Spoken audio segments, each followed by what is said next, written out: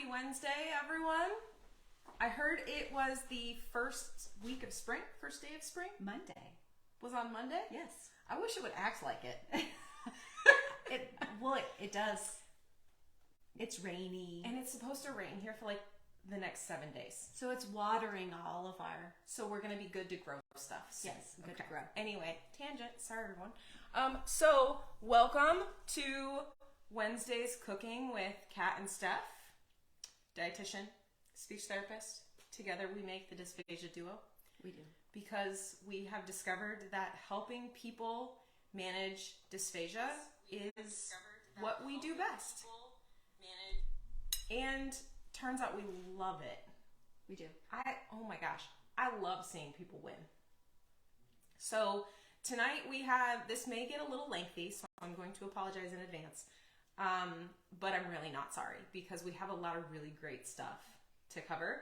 And we're going to make two kinds of soup and a pureed sandwich. Right. And we have one sandwich that we've already done. Yep. In advance, just in the sake of time. Yes. And we'll talk about that a little bit. But ultimately, we want to talk tonight about anxiety.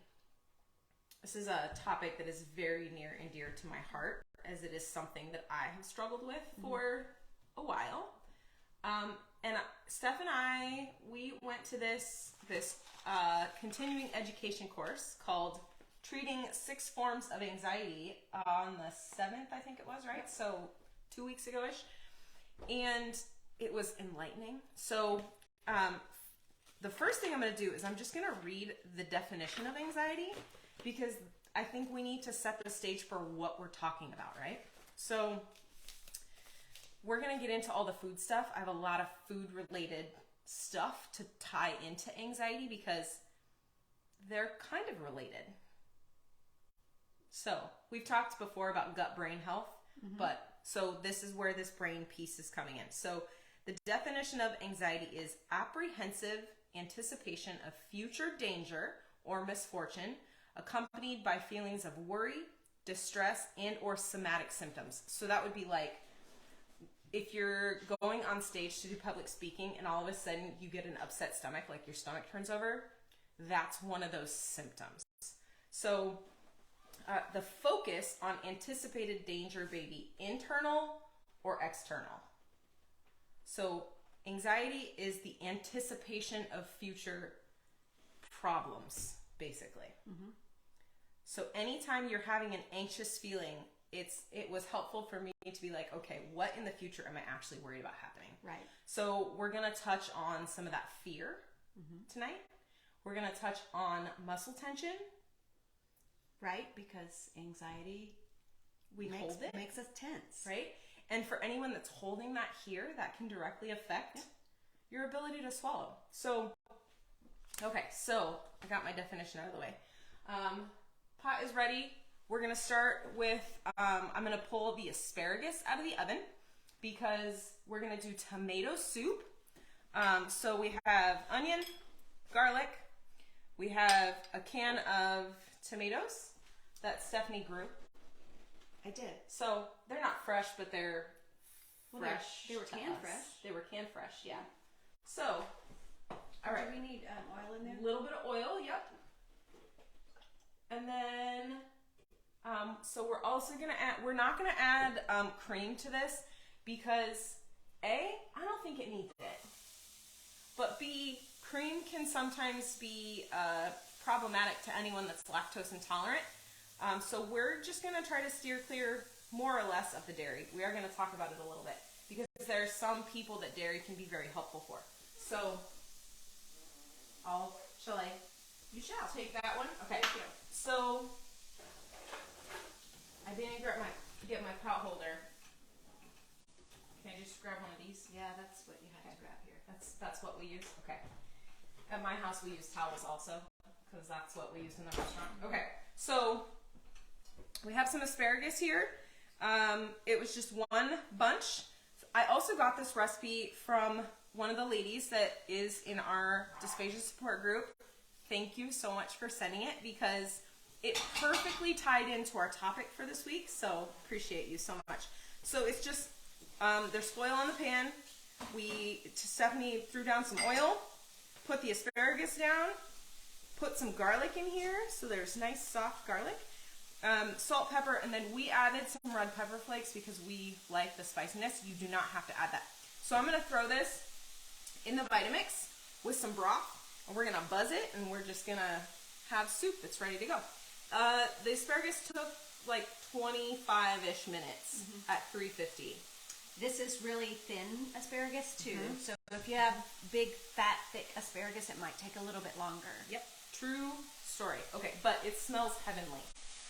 All right, so this is also doable in a food processor. You just want to make sure, so like my Vitamix has a hole in the lid. This is so that steam can escape. If you have a blender that has a hole in the top, you want to keep that uncovered anytime you're blending anything hot so that steam and that pressure can release. Okay, so I need a pair of tongs. I thought it was all prepared, and then I didn't think that part. There, it's all right here. You're good. The other thing is I could have just taken I got my finger. Hold on. Okay. Don't burn yourself. That's the moral of the story. So I'll just get all that in there, get my garlic in here.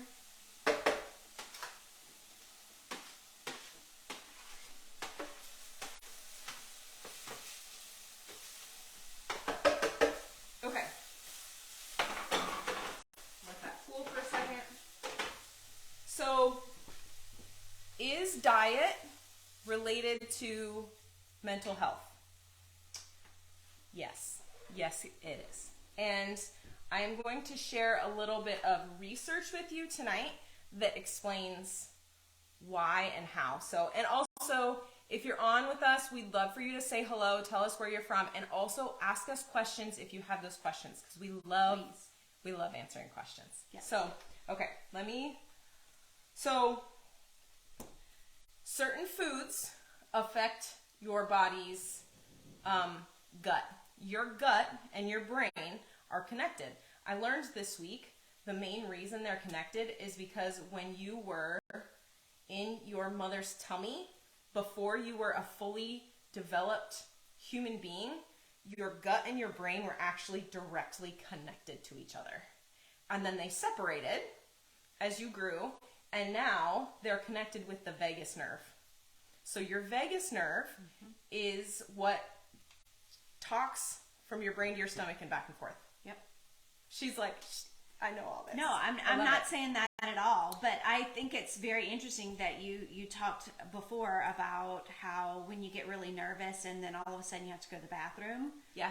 That's part of it. Yeah. You know, your anxiety, your thoughts, your fears can cause diarrhea or, you know, it makes nausea, you, vomiting. Yeah. Tingling in your extremities. Yeah. Right? Sweating. All of it. How many people get up on stage and they're like, oh my God, I can't shake anybody's hands. I got wet palms, right? Right. That is part of the anxiety. And I also want to state that anxiety is not necessarily bad. Sometimes it's your body's fight or flight response. And it could be just gearing you up. So it's telling you, this is how you prepare for this moment. It's how you react to it. It's how we react to it, which is a learning experience. Like when I first heard that for the first time was probably 10 years ago. And I'm still trying to figure that out, how to use it to my advantage, how to use that feeling when it comes over me to my advantage. Right. And if you figure that out, it can also lower your blood pressure. We're going to go into that just a little bit too. And if I forget to talk about something, we're just going to have to talk about this another time because, like I said, I have so many things I could say on this topic. Well, I don't know that we'll get through everything, so we may have to do another night. So please ask your questions when they come up. So I looked up a couple of articles, and I can post them all on our comments. The first one was from the Mayo Clinic, and it's called Coping with Anxiety, Can Diet Make a Difference? The answer is yes. So the first thing it says is eat breakfast in the morning that includes protein. And this is because your body wants that protein in order to build and support you throughout the day. So you need that protein. You've heard me talk about protein how many times? Like till I'm blue in the face, I'm sure. Well, almost every time we talk about protein. Yep, protein, first thing in the morning is going to help you more than anything. Okay. Eat complex carbohydrates. So these are the whole grains that I keep talking about. So barley, oats, brown rice, farro, there's quinoa. There's a million of them that we could really talk about. We want you to stay away from sugary foods that are highly processed because your gut bacteria doesn't actually like those foods, and it causes more problems for you in the long run. And this is also how it contributes to diet-related disease like heart disease and diabetes, because your gut bacteria then doesn't get what it needs and can't produce the right things for you to support you. So the next one, drink plenty of water. I try. Me too. And I must say, Sometimes I don't try really more. we talked about this, we've talked about this a ton in the past. Drink plenty of water because your body needs it. Mild dehydration can affect your mood, right? You're having that look of, I don't like you right now sometimes. That was what was wrong with me yesterday, I think. Mild dehydration. It happens. So thank you, Shannon. Appreciate it. She said she likes my haircut. Oh, I do too. It's about a week old. I'm getting used to it, and I'm really, really enjoying how short it is. So thank you. So drink plenty of water. Limit or avoid alcohol. This can be very difficult sometimes for the general population because they've been told that if they drink alcohol, it helps with those symptoms of anxiety. It does not actually help with symptoms of anxiety. It's what we call a numbing habit. It just masks the anxiety. You still have to deal with it later, which can cause it to escalate later. So it's really important to work on those feelings of anxiety and work them out instead of trying to mask them. And turns out alcohol is actually a toxin that your gut bacteria doesn't like. Now, I enjoy a glass of wine. I know Steph does as well. This is not saying you can never drink, but in moderation, as I say for most things, in moderation, right? Just don't use it to treat your anxiety. Correct. Don't use it to treat anything because it will not help, especially long term. It's only going to make everything worse. Limit or avoid caffeine. This one's really hard for me because I start my day with a cup of coffee every morning. I have cut back on how much I drink though, and then I go to water sooner in the morning. Well, I have my cup here too, so cheers. Cheers, my friend. All right, so pay attention to your food sensitivities. You've got them. I've got them. Mm-hmm. How many people have food sensitivities? I would say almost everyone is sensitive to something, right? I'm jealous of those who aren't. I'm starting to think the more I get into being a dietitian, I'm starting to think that we just are not listening to what our bodies are telling us about food. And if you get to the point where you all of a sudden have to listen, it's because your body is literally screaming at you that there's something wrong and you need to figure out what that food is that's bothering you. Mine, I've just discovered in like the last 60 days. So this is a new thing for me, right? Yours you've known about for a very long time. So who knows? A few years, yeah. A few years, mm-hmm. Yeah. So, and it's a work in progress, right? It's mm-hmm. always how do I still manage my life while knowing that there's this thing? If you don't know what the food is that you're sensitive to, if you have an allergy, obviously that's very different and you're mm-hmm. probably going to know right away because your body has an anaphylactic reaction, which can be deadly. So make sure you have your EpiPen on hand just in case, and you'll figure out your food sensitivities. That's something that I am actually really interested in. I'm getting some training on mm-hmm. is some food sensitivity certification that I'm working on because it fascinates me. All right, Shannon. Yes. Yep, I totally agree. That's a fantastic recommendation. And here's the other thing that just in the last 6 months, if someone asks you why you're not drinking, it's none of their business, to be honest. And I know that sounds really harsh, but You do what makes you feel good. And like, I like my club soda, so I usually just order a club soda with a lime or whatever. Yeah. Okay. And then try to eat a healthy, balanced meal. Now, for anyone with dysphagia, this is incredibly difficult, right? Because you have a really hard time getting food in. So both of these soups are meant to get good, nourishing foods into you. They're from whole foods. And we're just going to add some chicken stock now to both the...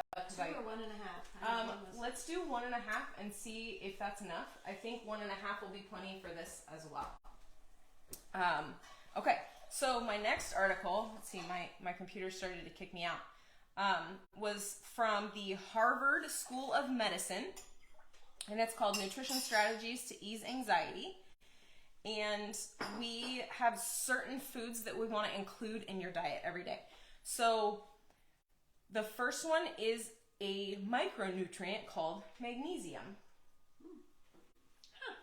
I know, imagine that. So magnesium is something that they sell as a sleep aid a lot of the time because it calms your body and it just creates this reaction that promotes relaxation. So a lot of people will take a magnesium supplement to help them sleep at night. It will also help your GI tract move things through very quickly. So because it relaxes it. Because it relaxes it. So sometimes you have to be careful with that. Yeah. So foods that include magnesium are, I made myself a list. Let me make sure I had it. Whole grains, like I just said in the previous statement. Dark green leafy vegetables, like spinach, which we're gonna make for our little sandwich here in a second.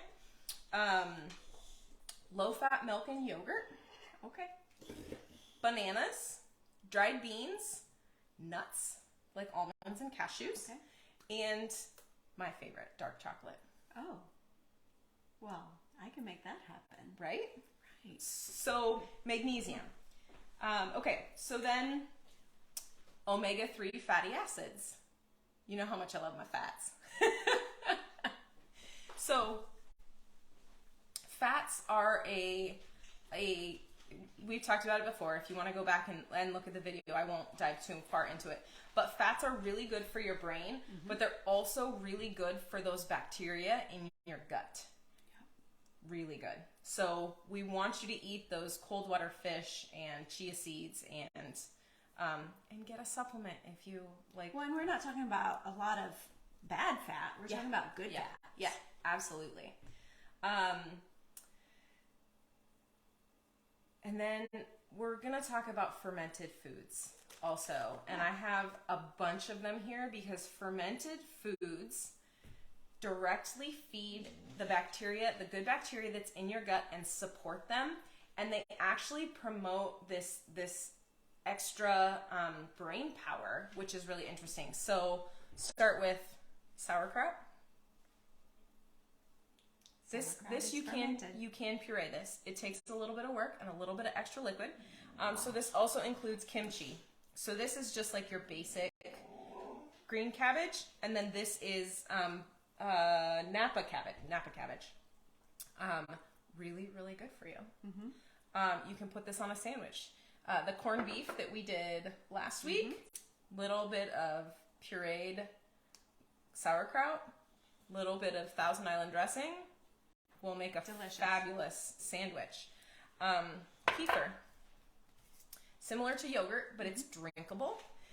Mix your chia seeds in it that we did a couple weeks ago with this, and you'll have a nice little probiotic rich pudding and high in omega-3 fatty acids.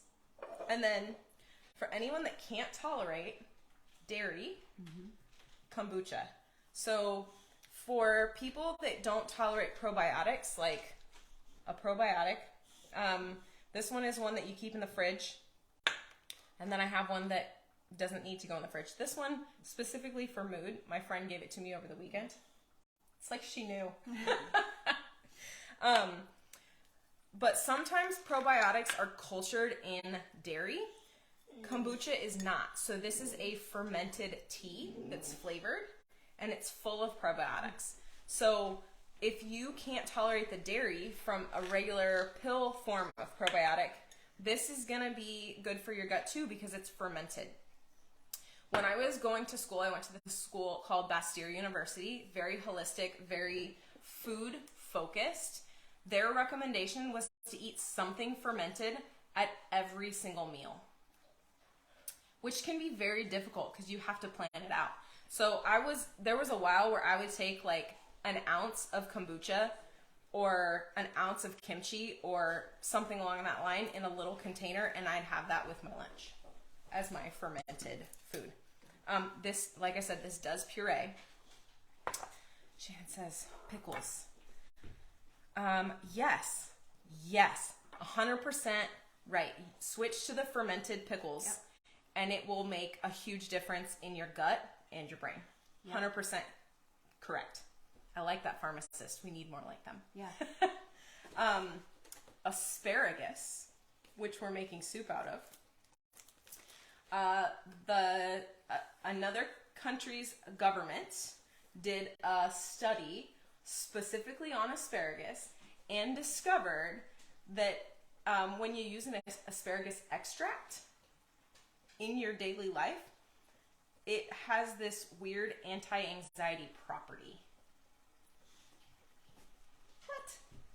So eat more asparagus. In your food or just in your life? So it doesn't say, but it says as a natural functional food and beverage ingredient. Oh, so food and beverage. Okay, I'm thinking perfume. Oh, no. You want to ingest it. Oh, okay. So just eat more asparagus. Okay. Yeah. Okay. So on that note, I'm going to pour some broth into my blender, and we're going to get loud in here. The Vitamix, excuse me, something stuck in my throat. And we're going to make some asparagus soup.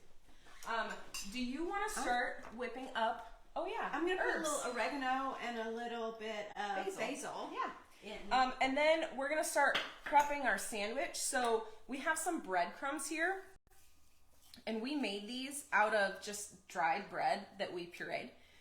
So we're going to rehydrate our breadcrumbs and do the bottom layer for our sandwich. And then we're going to puree some turkey, some tomatoes, and then we're going to puree a little bit of the spinach. We are going to add a little bit of thickener so that it holds up and doesn't, if we add too much liquid, this is going to make sure that it holds up a little bit nicer and looks like an actual layered sandwich. So, all right.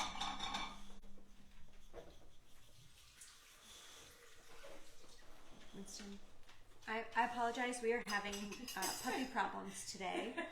The dog wants to be involved. I think he likes the smell of the asparagus because he is in the kitchen. All right, this is going to get loud, so plug your ears, everybody.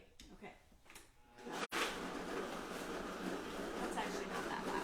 Okay.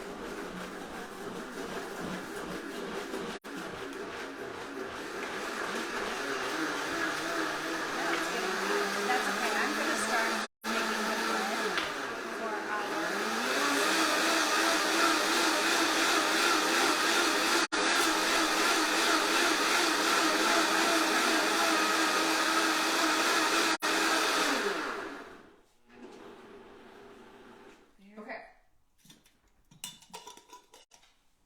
So the Vitamix is great because it gets really, really aggressive and gets all those little bits pureed so that it's really, really beautiful. If it's not quite pureed enough, we can always throw it in our BlendJet and puree it a little bit more now that it's completely... Let me take it off here. Do you want to taste it? You don't have to ask me twice. One of your favorite veggies? It is. It is my favorite veggie. Ooh. How's the texture? It's completely smooth. There's no... Oh, that garlic is even a little bit spicy. So, well, and we did add the red pepper flakes. So it's got the heat of the garlic. And garlic shouldn't be like hot, but it should add that little bit of extra flavor.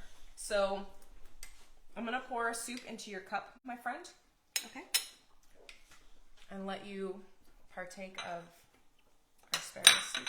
I'll move our sauerkraut out of here. All right, so like I said, this recipe was sent to me. It was actually on Instagram by one of the ladies that follows us on our Facebook page. So thank you once again for now the second time, because this is so easy. So you can do this in another blender that's not a Vitamix. You may have to blend it for 3 or 4 minutes in order to get it all the way. If it's still not smooth enough, you may need to strain it. Hopefully it doesn't get to that point, but sometimes it's just a matter of how long you blend it. A Vitamix is not going to take that long. A Ninja or another blender, you may just need to leave it in there and just let it go. Okay? Don't be afraid to blend longer. Okay. Yeah, so this is a beautiful color. I was almost thinking it was going to need some lemon juice, but I don't think that it does.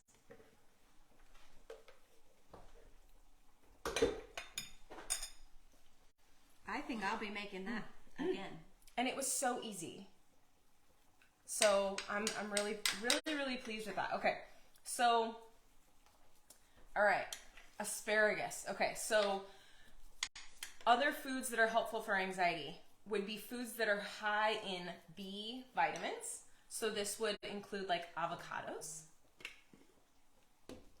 They're good all around too. Fiber, fat, little bit of protein. Avocados and almonds, so nuts. And the nuts also have the magnesium. You're seeing a theme here. They all sort of work together and cover a lot of the bases. And then other foods that help your gut produce dopamine, because I was listening to this podcast last week. Dr. Amy Shaw is a medical doctor. She just wrote a book called I'm So Effing Hungry. I'm going to have to go buy the book. But this podcast was really, really enlightening to me, because she talked about food and how food affects your gut and how food affects how your gut makes your brain act. So one of the things that your gut produces when it gets the right food is dopamine. Do people know what dopamine is? I think most people don't. I think typically they find out what dopamine is when they find out someone is diagnosed with like Parkinson's, because that is a disorder where your body doesn't have it's either got way too much or way too little, and then your neurotransmitters in your brain don't talk to each other well. So it's a chemical messenger that sends signals. You need these signals in order to be healthy, in order for your brain to function properly. Well, the gut bacteria actually is responsible for making 50% of your dopamine. That's crazy. 50%. Right? Okay, so what foods can we eat to support our gut bacteria? You have to remember, sometimes you have to resupplement. Now, if you ask a GI doctor, they may not tell you that probiotics work. However, eating healthy, good food is a recipe for success for promoting good gut bacteria. Oh, now she's getting serious. I have a little bit of water too if you need to add a little moisture.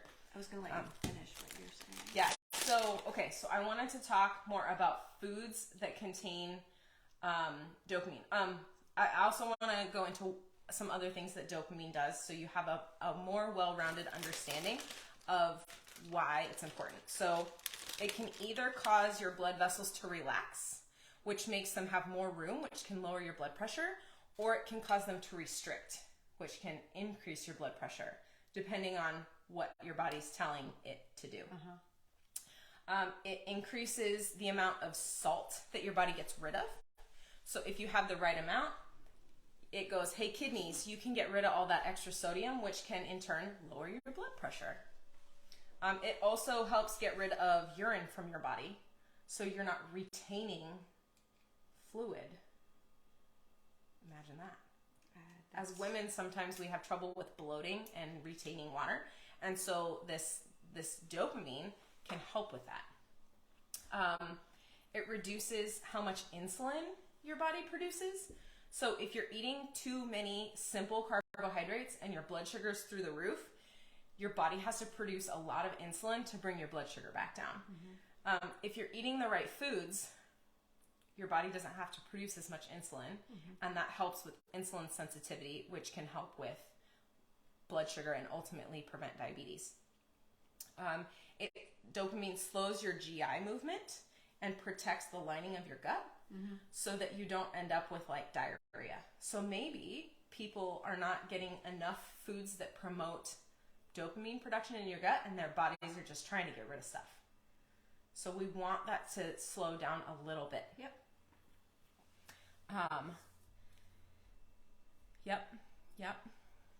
Batch producing stuff. Yes. If we were cooking for more people, we would do that. Right. But we're not at a point yet where we have people to cook for. We're getting there though. We're getting there. Yep. I can't wait for us to have an audience present so we can serve them foods as we. That'd be great. I know. So while she's talking, I am preparing the meat. This is turkey. We're gonna do a turkey sandwich. So I'm just gonna Cool. And I'm gonna do some spinach. cut it in smaller pieces, mostly because we forgot to buy lettuce. Yeah, but that's okay because spinach is a dark green leafy vegetable full of magnesium. Right. And then dopamine also reduces the lymphocyte activity in your immune system. So this can help with inflammation and reducing inflammation in your body. Okay, so in order to create enough dopamine in your gut, these bacteria need foods that are rich in magnesium, which we already talked about, and also foods that have tyrosine.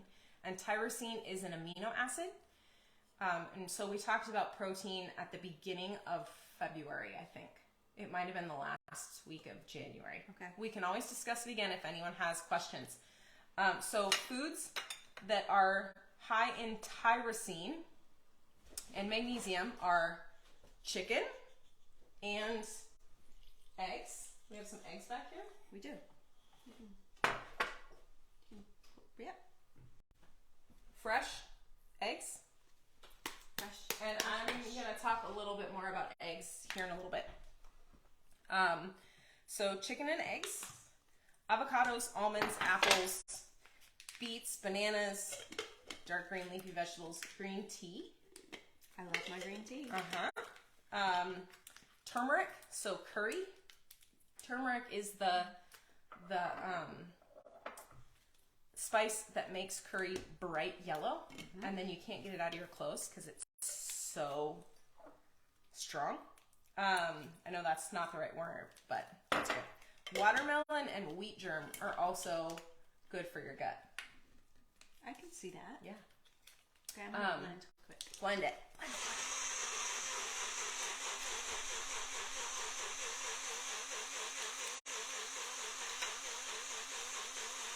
All right.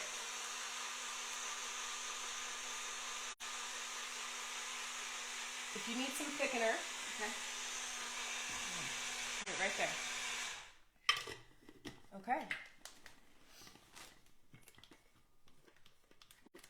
Okay. So you want to avoid ultra-processed foods. And ultra-processed foods are foods that you cannot get your hands on.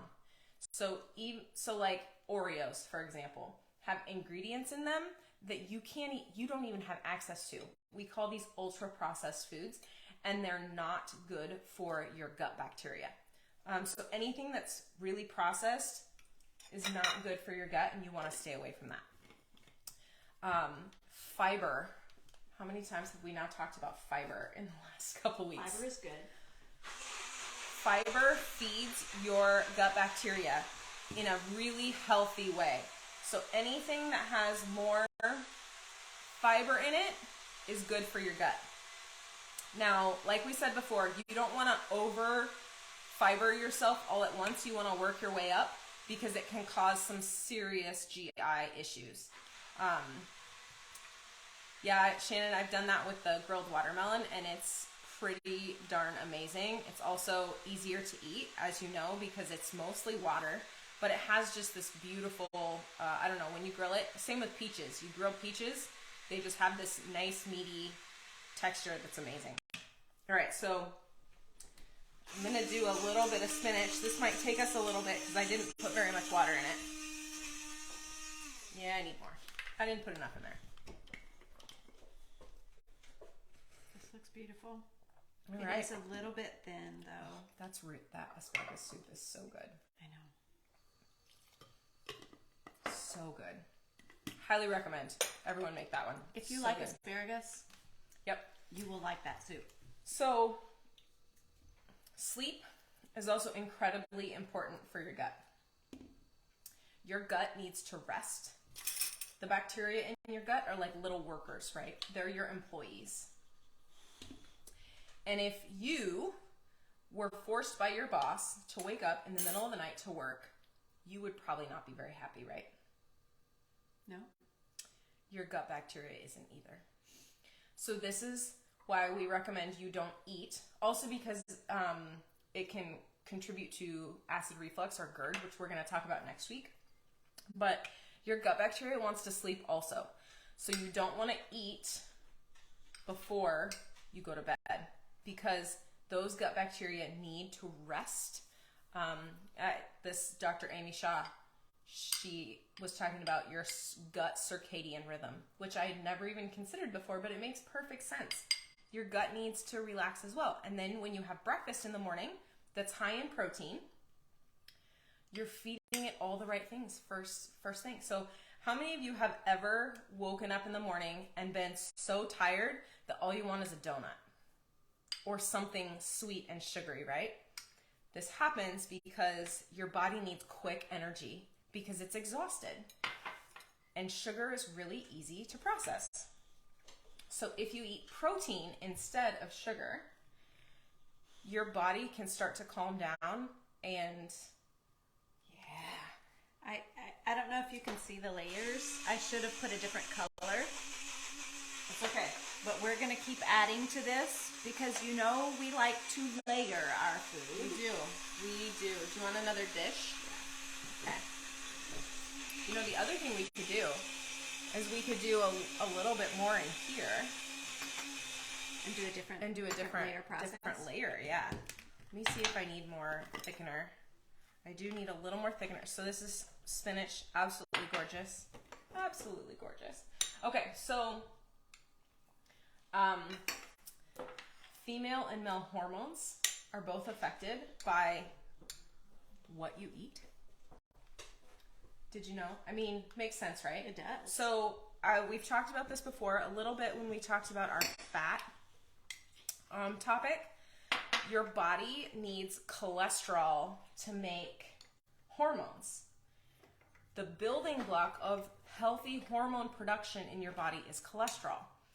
So you need to eat enough cholesterol so that your body doesn't feel like it has to make it. Because if you don't eat enough, then your body's like, well, you're not giving me any, so now it may have to make extra, and this is when we end up with cholesterol issues, right? So we're going to talk about eggs a little bit here in a second after I blend the rest of this. A little more than we already did. I like to talk about eggs. Yep. Oh yeah, now we're thick. So why are we thickening this?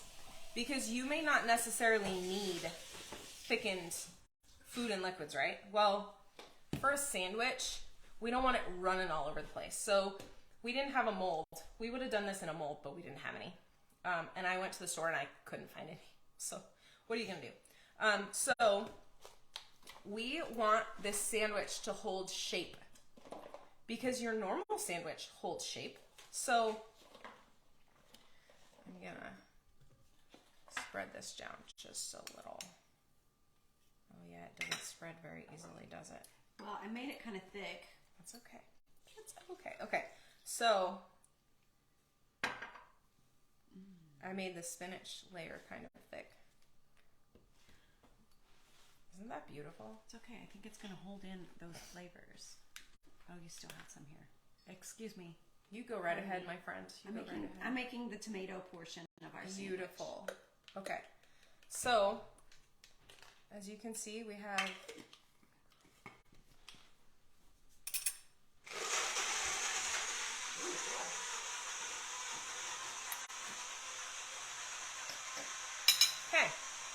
bread, lettuce, spinach. Doesn't matter. Some of us do eat spinach on our sandwiches. Okay. Do you need some more thickener, or did you have enough there? I'll need more. Okay. I'll open another one. Okay, so It smells like tomatoes. Of course, it is tomatoes. I hope so. The tomatoes at the grocery store today were so pale and sad. Well, I've started my seeds. I'm so excited.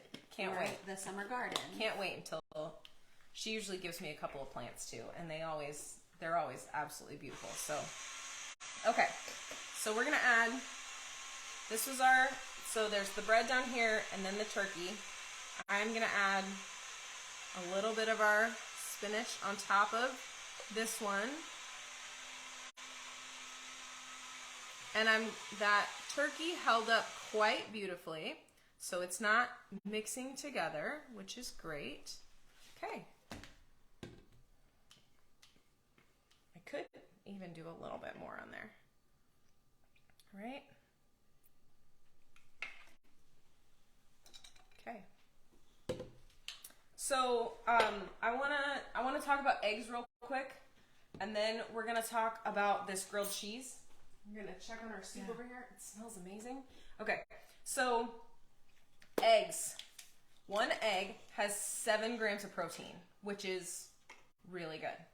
And most of the time we would eat 2 eggs, so that's 14 grams of protein first thing in the morning. Eggs are the yolk in particular, because the white is just protein. The yolk has fat in it, and typically if you get eggs that are omega-3 infused, this means that the chickens ate flax seeds and other seeds and foods that were high in omega-3s. That goes directly into the yolk. The yolk is also full of vitamin A, vitamin D, and vitamin E. These things are incredibly beneficial for your heart health, and it also contains a compound called lutein, which they put in multivitamins to support your eyeball health. So eggs are good for your eyes, they're good for your heart health, and yes, they do have cholesterol in them, but your body needs that cholesterol, right?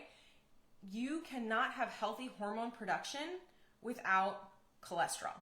So don't shy away from your cholesterol. You need it.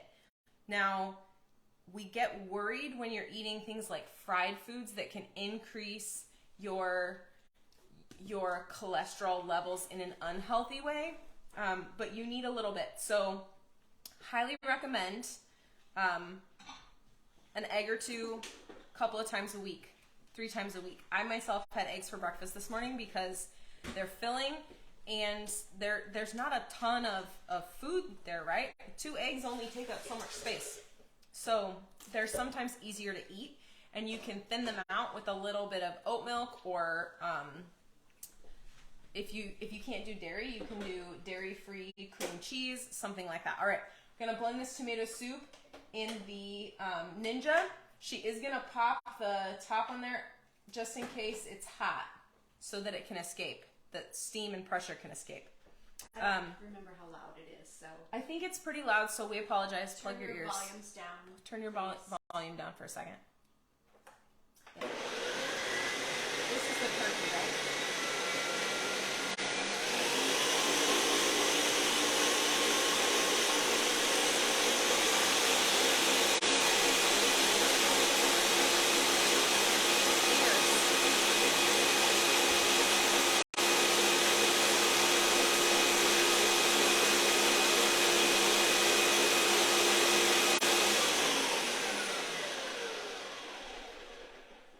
Still had 30 seconds to go, but I think it's okay. It looks pretty darn smooth. Yeah. Okay, so I'm gonna tidy up just a little bit, move some stuff out of the way. So kefir, kombucha. Now kombucha is really expensive, so Steph and I actually make our own because we're those weirdos. Yes, we know, and we love it. All right. Oh my gosh, I'm so excited. Is this the turkey? That is straight up turkey. Okay, great. So the other thing that you can do if you're blending this, which I didn't think about before, but if you want it to be a turkey and cheese sandwich, you can throw the cheese in with your turkey and have a turkey and cheese, and you can blend the cheese with your turkey. I didn't think about that. I just thought about it just now. Because I want to say when I made this sandwich the first time 5 years ago, I think I couldn't make cheese sauce because I didn't have enough time. So I just did, okay. So here is our turkey sandwich, our blended turkey. Well, it would sort of be open-faced. It is because I didn't make enough of the bread to have a top piece to it. Well, and I got a little overzealous with the top piece there. Well, so that's all right. It's okay. So we've got in the dish there. And this is the same thing, just in different order. I can see it. You probably can't see it on the screen there, but yeah. Yep. Okay. Put it closer. I mean, it looks absolutely beautiful.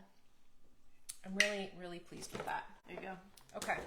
So and really the things that are on the top, the way you layer things taste different. It's true. Do you believe me? I do believe you. Are we ready? Yeah, let's try it. Okay.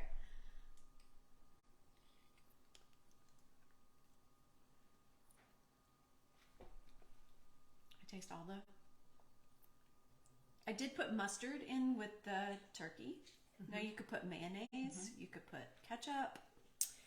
Yes, Karen. So this may be doing something like this, where you take breadcrumbs and you rehydrate them with a little bit of liquid. May be something you can do because you still get that flavor. And so okay. This one is turkey forward, but the turkey's on top. Right. Try this one. Okay. I keep trying to put my hair behind my ear. Believe it or not. And I can't because it's... Tomato forward. Tomato forward. So whatever you like the most out of your sandwich, put on top. Put on top. Yeah. I'm really pleased with Taste all this. the different layers. So let's talk about our grilled cheese a little bit, because we were gonna do like a minced and moist. Yes, our grilled cheese is no longer warm. It's true. So Stephanie made a traditional grilled cheese. I did have her add a little bit of Velveeta just because, and I normally wouldn't do this, so judge me, whatever you need. Just a little gooier. Yep. It made it a little bit softer and smoother, so it would puree a little bit better. So, and I took some pictures while we were doing this, so we can post some of those pictures as well. So there's a slice of Swiss cheese on here. She buttered the bread on both sides, made a traditional grilled cheese, and then we blended it and added some oat milk. Yes. So I don't know if anyone has ever seen oat bread in the grocery store, which is the reason why I use the oat milk instead of... So, Dina, yes, sandwiches. I know. Because sandwiches are a comfort food thing, right? So I mentioned at the beginning of the video that it's going to rain here for the next 7 days. So like grilled cheese and tomato soup is that quintessential cold day food. Yes. So I'm gonna yes, like please, dip it. Do you want a bigger spoon? I'm gonna try it like this. Okay. So she made the grilled cheese. She diced it up and put half the grilled cheese in here. And I know this says spinach, so bear with me because I'm trying to find so she put sorry, didn't mean to. There's a button there. I'm awkward. What can I say? So she filled the oat milk up to about the 3. But it's super thick now, isn't it? It is. It's sat for a while, but it's cold. So if you do it right away and you're going to eat it right away, start at the 2 because you can always add more liquid later. But so the reason we did the grilled cheese was because I had a request from a lady that I was talking to on Facebook this last week, and she was like, I really want a grilled cheese. And I was trying to go over in my head how to make it. So we would take some bread and take some cheese sauce, and Steph was like, let's just puree grilled cheese and see what it does. And I was like, you're smart. Let's start the easy way. Let's do it. Because I tend to make things more complicated. What do you use for a thickener? So we have just a typical thickener that you could buy, whether it's on Amazon or at the drugstore, the grocery store, Walmart, whatever. So we did get some samples from Pure Thick. I have some samples from Simply Thick, and then we also have some from Dysphagia Aid. Woman-owned company, big fan of her. She's amazing. If she ever watches our videos, I think her name is Elaine, right? I don't remember. She's awesome. Yeah. We really enjoyed meeting her. I really like Dysphagia Aid. So both of these are great because they don't have any flavor that they add to anything. And it's powdered, so it's easy to store, but it doesn't have that grittiness like the Thicket or the Thick and Easy that they use in nursing homes makes me crazy. That stuff is because terrible. it stays kind of gritty. This does not. Yep. The Pura, what is it called? Pure Thick. Pure Thick and the Dysphagia Aid have no texture after they're incorporated. They get smooth. So if you need thickened, these two we highly recommend. So the Simply Thick is a gel, and typically healthcare facilities like hospitals use the Simply Thick, but this one is really expensive. You can buy it on Amazon in the pump, which is really convenient, but it is expensive. And it's hard to, you can't just mix it with a spoon. That's the problem with that. You either have to shake it in a shaker with a shaker ball or some other kind of way of mixing it. Yeah. It's good, isn't it? All right, so when Stephanie and I were working together in the first nursing home we worked at, I was really upset at the pureed food that we served. And so I would take the time, because I had a cook and an aide, and so I would make the pureed stuff because I wanted it to be pretty and taste good. And so I made a pureed sandwich, and I can probably find a picture of it and post it from all those years ago. It was done with a mold, so she took the mold off, and it actually had the layers. I think I had to do a big pan of it, and so I think I cut it afterwards. Yeah.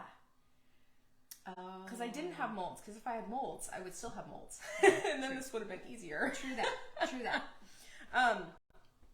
Because we want to empower you to do to love your food again.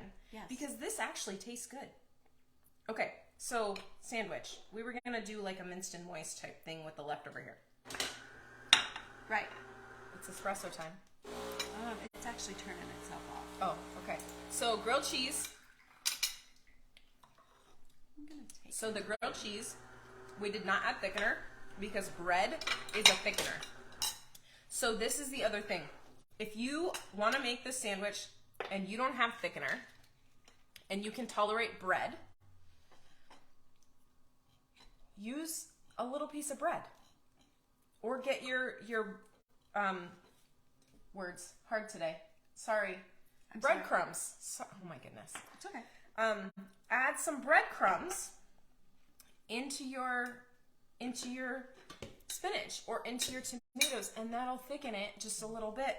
And then you don't have to worry about getting a thickener. Because potato flakes works too. Potato flakes, but potato flakes sometimes are butter flavored, so you're going to add that extra butter flavor in there. You can get plain. You can get plain ones? Okay. I'll be honest, I never used potato flakes until Stephanie and I started doing this.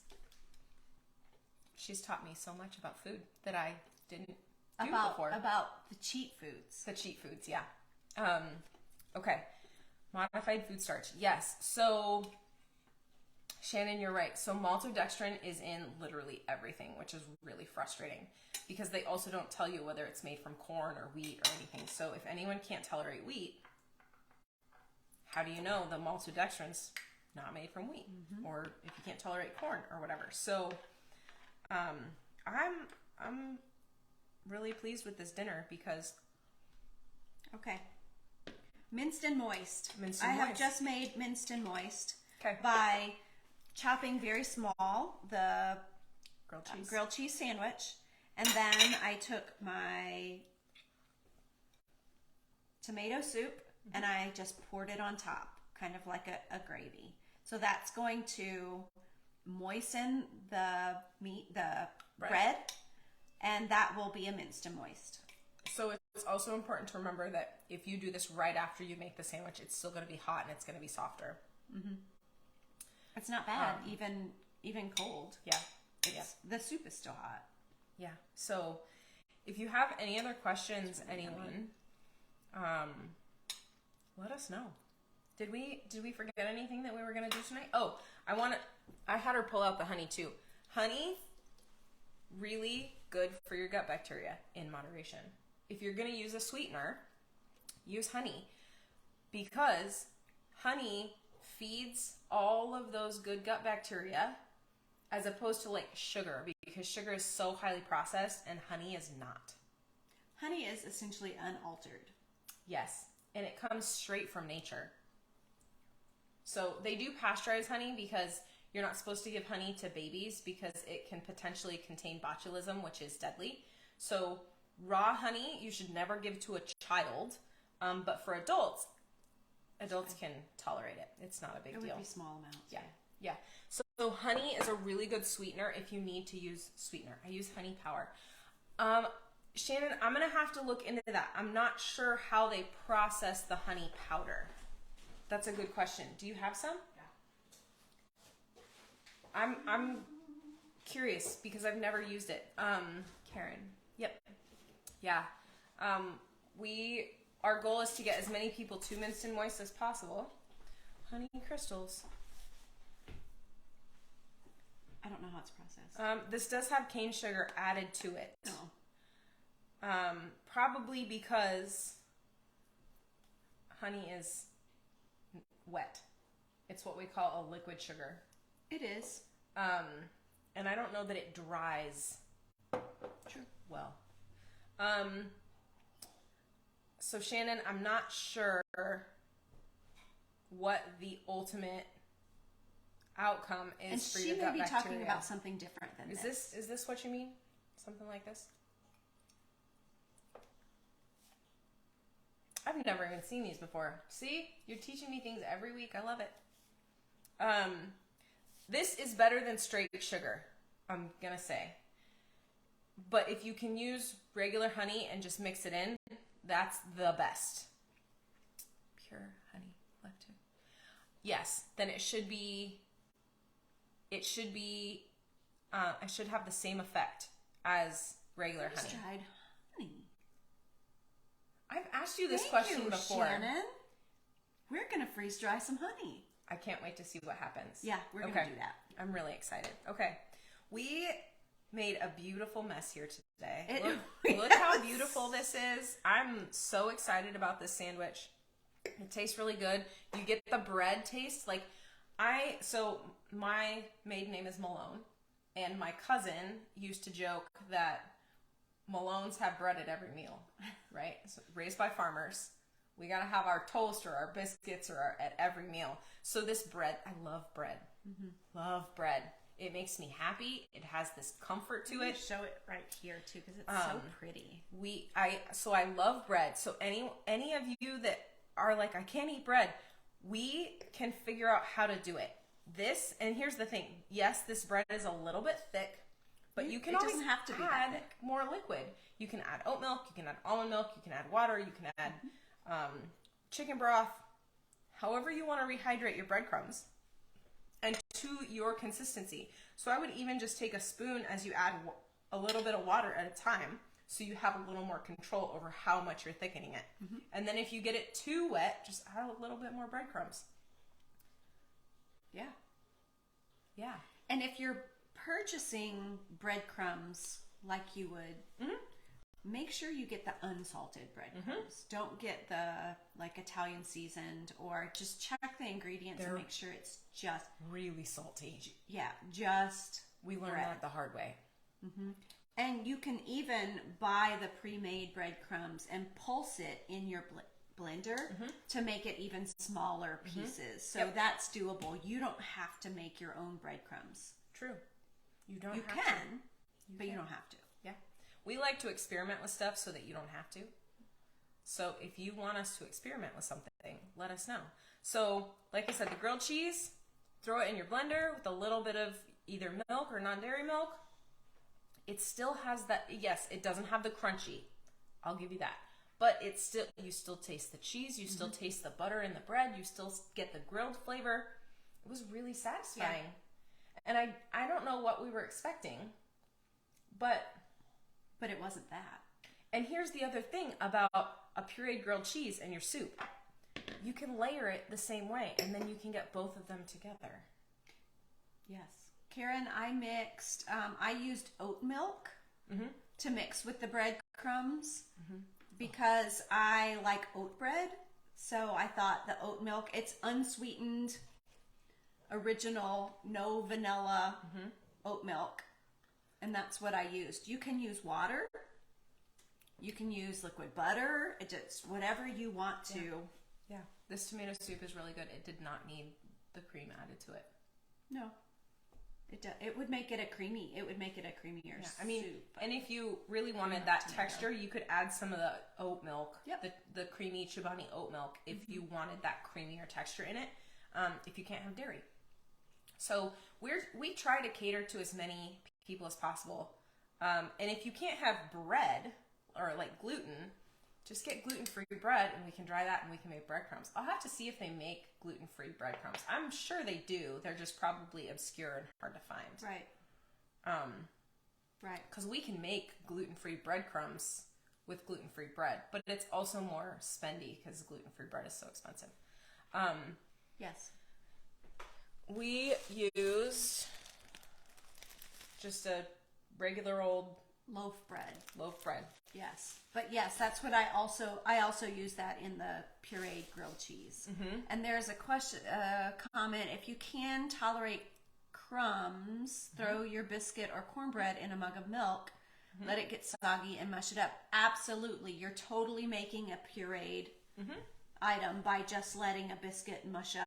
So I remember as a child, my grandpa putting Lorna Doone cookies in a glass of milk and just eating them. So, because it was mush. So your anxiety may be related to what you're eating or what you're missing, because we know you're missing foods. Or your fear of what's going to happen.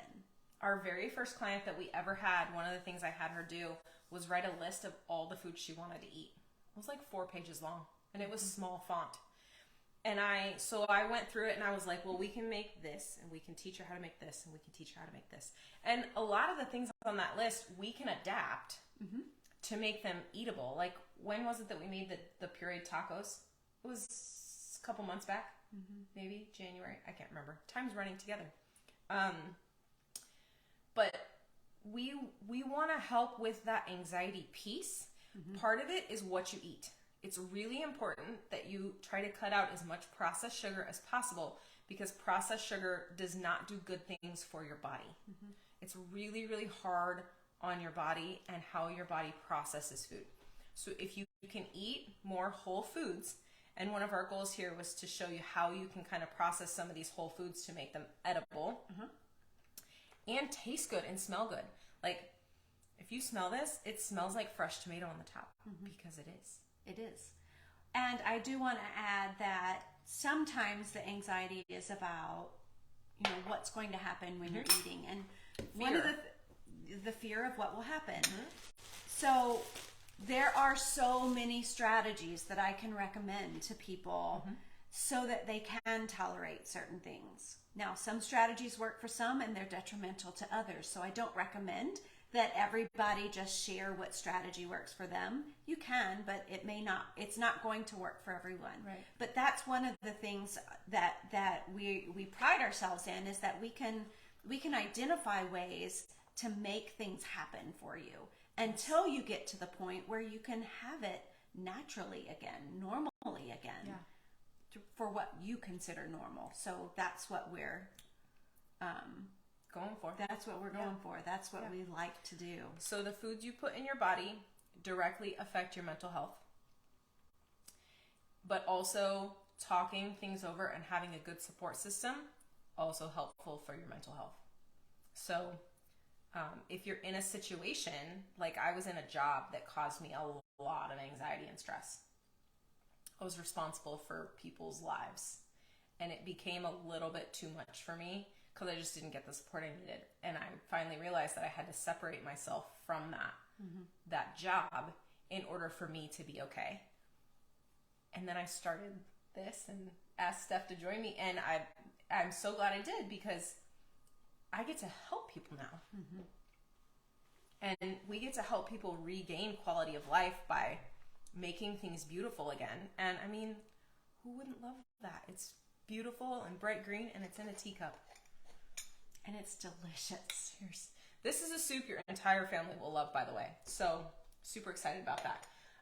And there is, I'm going to finish with this. Is there anything else you want to add? I'm done. There is emerging research on something called psychobiotics that is directly related to the gut health, your bacteria in your gut, that can change your mood. So they are doing research right now about what you need to put in your body so that your entire outlook, mood, can, like, so far as to say they think they can cure schizophrenia. With food. With what's going on in the gut. Which I thought was just amazing. Yep. So stuff's happening, and we're going to talk about mental health because it's really important. Yep. And anxiety is something, like I said, that's near and dear to my heart, and there are ways that we can help you manage that. So I'm so excited that you all joined us this evening. Yeah. I'm gonna read this last thing that Shannon said. Yep. Amen, sister. Yes.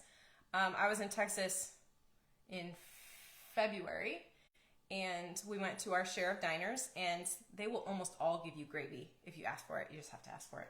So those servers, and this is another thing that we do, we help coach people with what to order when they're in a restaurant and what to do and what to say to a server so that they can actually be supportive of you. Because sometimes it's about the language that you use. And I recommend things that sometimes people are like, I don't want to say that. And I'm like, just trust me. You can say I got you. You can say this. And I'm not going to tell you anything that's going to be detrimental to you, because I want you to have better quality of life. So, yeah. Yes, we do. Really, really loving that you're all here today. I hope you gained some clarity about what you can eat and how to prepare things. And if you need ideas, or you just want to tell us about a recipe, or you have a request or a question, we're here for you. Yeah, shoot us an email. Or a message on Facebook or Instagram. dysphagiaduo@gmail.com. And we'll be back next week to talk about acid reflux. And if you guys have any ideas about what you want us to cook in the process, we'll do it. We need ideas. Yeah, it just turns out that she sent us this asparagus recipe, and it falls right into... Asparagus is helpful for managing anxiety, it turns out. Beautiful. It's delicious, too. That helps, too. You guys have a great night. Thank you, everyone. We love you. Invite us on your journey. We're happy to walk with you. Bye now. You're welcome, Karen.